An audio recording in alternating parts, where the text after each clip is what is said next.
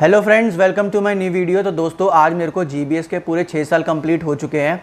तो मैंने सोचा क्यों ना मैं अपनी जर्नी और जो मेरा जीबीएस का एक्सपीरियंस रहा है वो आप लोगों के साथ स्टार्टिंग से लेकर अभी तक का बिल्कुल एंड तक शेयर करूं। तो स्टार्टिंग की अगर मैं बात करूं तो जो सबसे पहला सिम्टम मेरे को जीबीएस के टाइम पे आया था या फिर जीबीएस होने से पहले आया था वो आया था लूज़ मोशंस।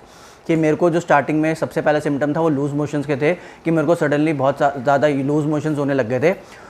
उसके बाद एक अजीब सी बॉडी के अंदर कमज़ोरी आने लग गई थी। जैसे मैं जीबीएस से पहले जिम भी जाया करता था, लेकिन जब मैं जिम जाने लगा और मेरे को कमज़ोरी आनी शुरू हुई तो पहला मेरा जिम जाने का मन नहीं करता था। और जब मैं जिम जाता था तो मेरे से जो पुशअप्स हैं, पुलअप्स हैं, वो मेरे से लगते नहीं थे, और जो लगते थे बहुत कम लगते थे, और एक अजीब सी कमज़ोरी मेरे को महसूस होने लग गई थी।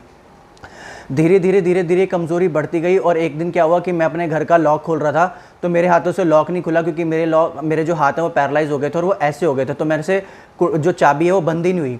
तो फिर मैंने थोड़ा पैनिक हुआ। मेरे साथ मेरा एक दोस्त था, मैंने उसको कहा कि तू मेरे को डॉक्टर के पास लेके चल। तो जब मैं स्कूटी चलाने लगा तो मेरे से स्कूटी भी नहीं चली, क्योंकि मेरा ये जो हाथ है काम ही नहीं कर रहा था, ये क्योंकि पैरालाइज हो गया था। तो जब मेरा दोस्त मेरे को पीछे बिठा के लेके गया स्कूटी के, तो मैं हिल भी नहीं पा रहा था। और जब डॉक्टर के पास मैं गया तो डॉक्टर ने जब मेरी ईसीजी करी तो उसने मेरे को ये कहा कि आपकी ईसीजी में प्रॉब्लम है, आपकी जो हार्ट बीट का रेट है वो कम आया है। फिर कोई बात नहीं, उस बात को इग्नोर किया कि हो जाएगा ठीक। फिर किसी दूसरे डॉक्टर के पास गए, जब कमज़ोरी और ज़्यादा बढ़ गई तो उन्होंने कहा कोई दिक्कत वाली बात नहीं है, नस दब गई होगी, इस वजह से कमज़ोरी बॉडी के अंदर आ गई है। ऐसे करते करते रात हो गई। रात तक तो बिल्कुल बॉडी पैरालाइज हो गई थी और मैं बेड से फिर उठा ही नहीं। और जब मैं रात को सोया तो मैं करवट भी नहीं ले पा रहा था, क्योंकि जो मेरी पीठ है वो भी पैरालाइज हो चुकी थी। और जब सुबह के 5 बजे तो मेरे को ना ब्लड विजन होने लग गया था, मतलब मेरे को धुंधला धुंधला और डबल डबल दिखने लग गया था। तो घर वाले उस टाइम पे बड़े पैनिक हो गए और वो मेरे को जब हॉस्पिटल पे लेके गए और मेरे को खड़ा किया बेड से, तो मैं खड़ा ही नहीं हो पाया, क्योंकि मेरी बॉडी पूरी पैरालाइज हो चुकी थी।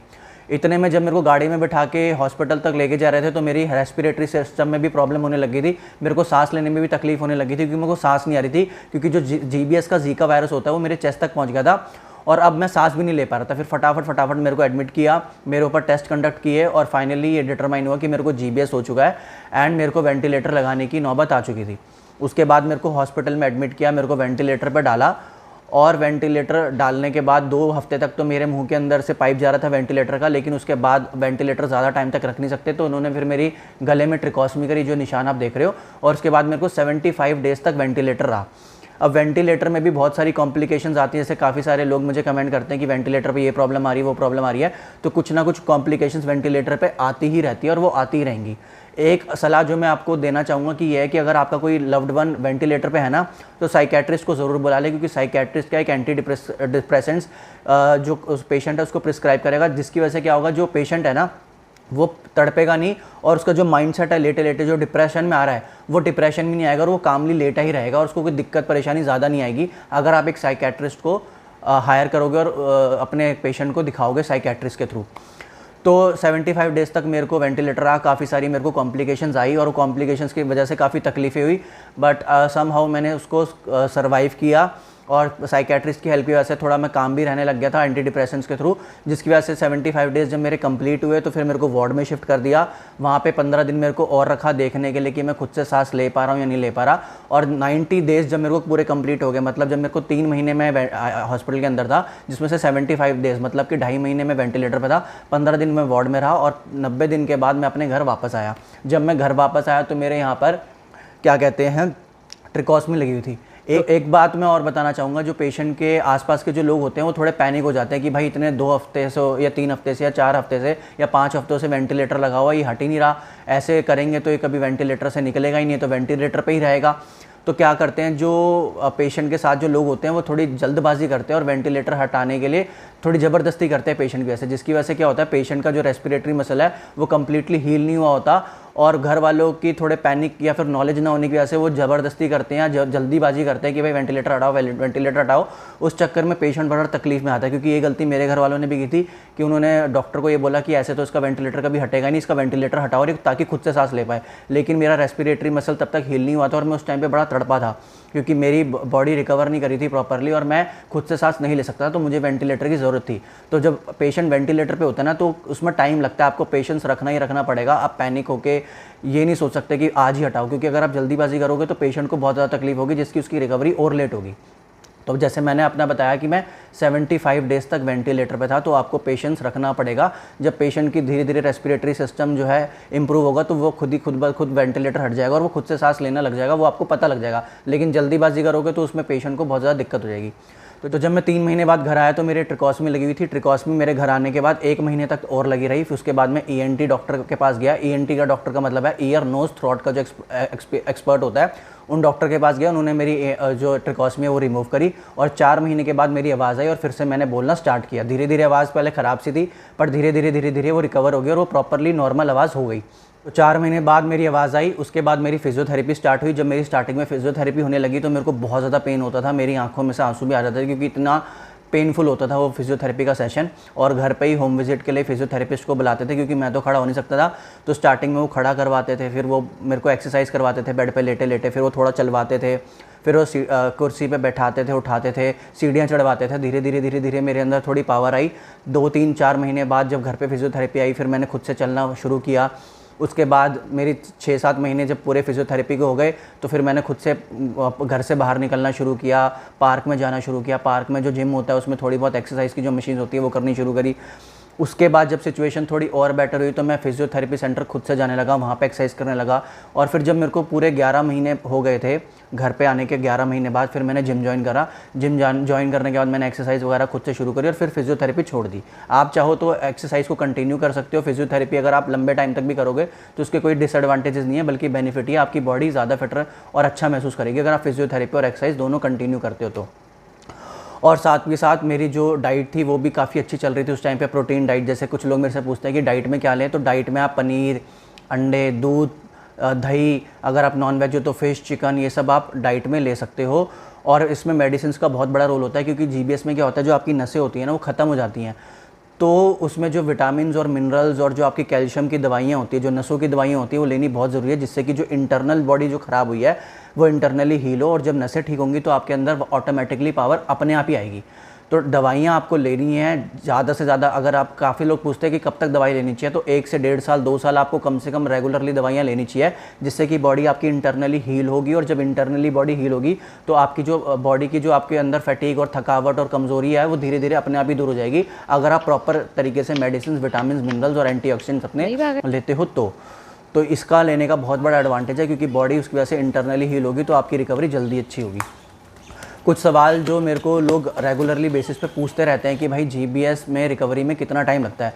वैसे तो देखो डिपेंड करता है पेशेंट टू पेशेंट, पेशेंट के माइंडसेट पे भी बहुत ज़्यादा डिपेंड करता है, फिजियोथेरेपी पे डिपेंड करता है, उसकी मेडिसिन किस तरीके से क्या चल रही हैं उस पर भी डिपेंड करता है। बट अप्रॉक्सीमेटली 1 से 1.5 साल या 2 साल हर पेशेंट को लगभग इतना टाइम लग ही जाता है। आप थोड़ी जल्दी भी ठीक हो सकते हो, आप थोड़ा लेट भी ठीक हो सकते हो, लेकिन अप्रॉक्सीमेट टाइम अगर GBS की रिकवरी में देखा जाए तो 1 से 2 साल with proper physiotherapy, proper mindset, एक पॉजिटिव माइंडसेट, पॉजिटिव माहौल और एक प्रॉपर मेडिसिन का, अगर आपका प्रॉपर मेडिसिन लिखी है, डॉक्टर ने प्रिस्क्राइब करे और आप रेगुलर बेस पे ले रहे हो, तो वो आपकी रिकवरी बहुत जल्दी में, बड़ी जल्दी हेल्प करेंगे रिकवर होने में। उसके बाद जो दूसरा क्वेश्चन आता है कि भाई GBS क्या फिर से हो रहा था। अभी थोड़ी देर पहले ही मैं एक पेशेंट से बात कर रहा था, उनका बार बार यही सवाल था कि क्या GBS फिर से होता है, क्योंकि मेरे को टेंशन हो रही है कि मेरे को फिर से ना हो जाए। तो GBS दोबारा से नहीं होता, एक ही बार GBS होता है। देखो, जब आपको एक चीज़ समझने की ज़रूरत है कि जब आपको GBS हुआ था फर्स्ट टाइम, तो ना आपको नॉलेज थी ना आपकी फैमिली को नॉलेज थी कि GBS क्या होता है, तो सिम्टम्स भी नहीं थे, बीमारी भी नहीं थी। तो ज़िंदगी में आपको एक चीज़ समझने की ज़रूरत है कि ज़िंदगी में सेम सिचुएशन वापस से वैसे ही तरीके से दोबारा नहीं होती। तो अगर आपको GBS हो गया है तो तब तो आप बिल्कुल अननोन थे, आपकी फैमिली के लिए भी अननोन थी, सिम्टम्स भी अननोन थे, लेकिन अब आपको पता है कि GBS क्या होता है, आपकी फैमिली को पता है, सिम्टम्स भी पता है।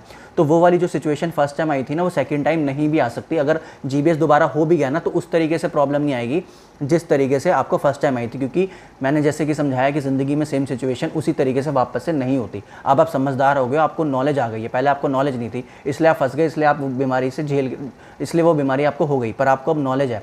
और वैसे भी GBS सेकंड टाइम होता ही नहीं है। और आप अपने आप को एक नॉर्मल इंसान कंसीडर करो कि अब आप एक नॉर्मल इंसान हो जिसको रिकवरी करनी है। और GBS होने को किसी को भी हो सकता है, चाहे वो आप हो चाहे फिर वो कोई भी हो। बट यूजुअली ये देखा गया है कि GBS अगर किसी को एक बार हो गया है तो दोबारा उसी तरीके से वो कंडीशन पेशेंट की फिर से नहीं होती। जो तीसरा क्वेश्चन है वो ये है कि GBS होता क्यों है। तो मैंने इसके ऊपर एक अलग से डेडिकेटेड वीडियो बना चुका हूँ, वो भी आप देख सकते हो मेरे चैनल पे जाके। बाकी मैं आपको थोड़ा सा एक्सप्लेन कर देता हूँ कि जो हमारी बॉडी के अंदर फ्री रेडिकल्स होते हैं ना, फ्री रेडिकल्स क्या होता है, ऑक्सीजन की डार्क साइड, वो किस वजह से हमारी बॉडी के अंदर प्रोड्यूस होता है। जैसे कंटेमिनेशन, फूड के अंदर मिलावट, पानी के अंदर मिलावट, UV अल्ट्रा वायलेट रेज जो होती है सन की, अगर हम सपोज करो स्ट्रेस ले रहे हैं तो उसकी वजह से भी हमारी बॉडी के अंदर फ्री रेडिकल्स जनरेट होते हैं। अगर कोई बंदा एक्सेसिव एक्सरसाइज कर रहा है, एयर पोल्यूशन, इन सब की वजह से क्या होता है, हमारी बॉडी के अंदर फ्री रेडिकल्स जनरेट होते हैं बहुत सारे। और जब फ्री रेडिकल्स जनरेट होते हैं ना, तो क्या होता है, बॉडी को अंदर से आपकी पॉइजन कर देते हैं। जैसे कि अगर आप उस घर से निकलते हो सुबह, तो शाम को धूल मिट्टी आपकी बॉडी को गंदा कर देती हो, तो अगले दिन आप सुबह फिर से नहाते हो ताकि आप क्लीन हो जाओ। लेकिन जो फ्री रेडिकल्स हैं वो आपकी बॉडी को अंदर से खराब कर रहे हैं, गंदा कर रहे हैं। लेकिन हम अपनी बॉडी को इंटरनली तो ठीक करते नहीं है, इंटरनली तो नहाते नहीं है, जिसकी वजह से क्या है कि वो जो हमारे अंदर के जो फ्री रेडिकल्स हैं वो बढ़ते जाते हैं, बढ़ते जाते हैं, बढ़ते जाते हैं। रीज़न मैंने आपको बताई दिए। और वो एक टाइम पे क्या होता है, इतना ज़्यादा बढ़ जाता है कि एक बड़ी बीमारी को हमारी बॉडी के अंदर ले आते हैं। तो फ्री रेडिकल्स को हटाने का सबसे अच्छा तरीका है अंदर से नहलाने का, कि आप अपनी बॉडी को एंटीऑक्सीडेंट्स दें। एंटीऑक्सीडेंट्स का मतलब हो गया जैसे आपके vitamin C, vitamin E, zinc, selenium, copper, minerals हो गए जैसे कि जिंक मैंने आपको बताया, जैसे विटामिन बी कॉम्प्लेक्स हो गया, या फिर जो ओमेगा 3 फैटी एसिड्स होते हैं, ये सारे क्या है, एंटीऑक्सीडेंट्स होते हैं, जिसे हम कहते हैं विटामिन एंड मिनरल्स। जब ये आप सप्लीमेंट फॉर्म की जब आप ये सप्लीमेंट के फॉर्म में अपनी बॉडी के अंदर इसे कंज्यूम करोगे, तो क्या है, जो फ्री रेडिकल्स है ये एंटीऑक्सीडेंट्स उनको खत्म करेंगे और आपकी बॉडी अंदर से रेगुलरली क्लीन रहेगी, जिसकी वजह से कोई बड़ी बीमारी जीबीएस जैसी या हार्ट अटैक या कैंसर जैसी कभी आपको होगी नहीं। उसके लिए आप अलग से मैंने वीडियो बना रखी है, वो आप देख सकते हो। अब मैं आपको कुछ इंपॉर्टेंट पॉइंट्स बताना चाहता हूँ जो मैंने सीखे हैं, जो मेरे को लगता है कि आपकी बहुत ज़्यादा मदद करेंगे। बेसिकली 4 पॉइंट्स है। पहला कि अपनी डाइट अच्छी लो। जितनी अच्छी डाइट लोगे, जितना घर का खाओगे और बाहर का जितना कम खाओगे, उतना ही बेटर है। ये थोड़ी चीज़ टफ होती है मेरे लिए भी, क्योंकि मैं भी थोड़ा घर का कम खाता हूँ। लेकिन अगर आप ज़्यादा से ज़्यादा घर का खाओगे, हेल्दी खाओगे और होम कुक्ड अगर खाना खाओगे, तो वो आपकी रिकवरी की ज़्यादा अच्छे से और ज़्यादा बेहतर तरीके से करेगा। दूसरा, आपकी फिजियोथेरेपी और आपकी एक्सरसाइज रेगुलर बेसिस पे चलती रहनी चाहिए, क्योंकि जितनी अच्छी एक्सरसाइज का शेड्यूल होगा और जितना अच्छा फिजियोथेरेपी का प्रोग्राम और शेड्यूल फॉलो करोगे, उतना आपकी बॉडी मोबाइल होगी, उतनी ज़्यादा फ्लेक्सिबल होगी और उतनी जल्दी आपकी रिकवरी होगी। तीसरा, मेडिसिन बहुत ज़्यादा इंपॉर्टेंट है, मैंने आपको बताया। Specially vitamin B complex. Vitamin B complex का मतलब vitamin B1, B3, B5, B7, B9, B12, ये जितने भी विटामिन बी कॉम्प्लेक्स होते हैं, क्या करते हैं, जो नसें होती हैं ना हमारी बॉडी की, इनको रिपेयर करते हैं और नई नसों को जनरेट करने में मदद करते हैं, जिससे कि जीबीएस पेशेंट को बहुत ज़्यादा हेल्प मिलती है। स्पेशली विटामिन B12 जो है वो आपकी नसों को ठीक करता है और नई नसों को जनरेट करता है। तो ये विटामिन बी कॉम्प्लेक्स आपको ज़रूर लेना है। इसका हमारे को मार्केट में जो मिलता है वो है न्यूरोबियन फोर्टे। और आप अपना vitamin C, vitamin E, zinc, omega 3 सारी चीज़ें ले सकते हो, जो आपकी बॉडी के अंदर ताकत लाएगा। कैल्शियम की गोली ले सकते हो जो आपकी हड्डियों को मजबूत करेगा, ताकत आएगी, नसें ठीक होगी, जिसकी वजह से आपकी बॉडी के अंदर थकावट कम होगी, एनर्जी ज़्यादा होगी और पावर ज़्यादा होगी, जो आपको रिकवरी में अच्छी रिकवरी करेगा और आप जल्दी ठीक होगे। और जो चौथी चीज़ है वो है आपका माइंडसेट। मैंने देखा है जीबीएस पेशेंट जो जितना ज़्यादा पॉजिटिव एनवायरनमेंट में रहता है, जितना ज़्यादा ऑप्टिमिस्टिक होता है, जिसकी ज़िंदगी में कुछ डिज़ायर होता है, कुछ गोल्स होते हैं, जीबीएस होने के बाद भी वो जल्दी रिकवर कर जाते हैं। लेकिन जिनके पास ये नेगेटिव माइंडसेट होता है, जो वरी में रहते हैं, जो परेशान रहते हैं, जिनकी ज़िंदगी में कोई डिज़ायर नहीं होता करने का और वो हताश हो जाते हैं जीबीएस होने के बाद, तो वो अपनी ज़िंदगी में जल्दी से जीबीएस से रिकवर नहीं कर पाते और वो परेशान ही रहते हैं। तो पॉजिटिव एटीट्यूड अगर आपका होगा तो आपकी रिकवरी बहुत अच्छे से होगी। तो आशा करता हूँ आज की वीडियो आपको बहुत पसंद आई हो और इससे आपको कुछ मदद मिले और पॉजिटिविटी और इंस्पिरेशन मिले, क्योंकि अगर मैं ठीक हो सकता हूँ तो आप भी ठीक हो सकते हो। आपका जो भी क्वेश्चन है वो कमेंट सेक्शन में आप डालो, उसका या तो मैं रिप्लाई करूँगा या उसके ऊपर एक डेडिकेटेड वीडियो बना दूँगा। तो आज आपने मेरे को इतना कीमती समय दिया, उसके लिए बहुत बहुत शुक्रिया। Thank you so much. Bye bye.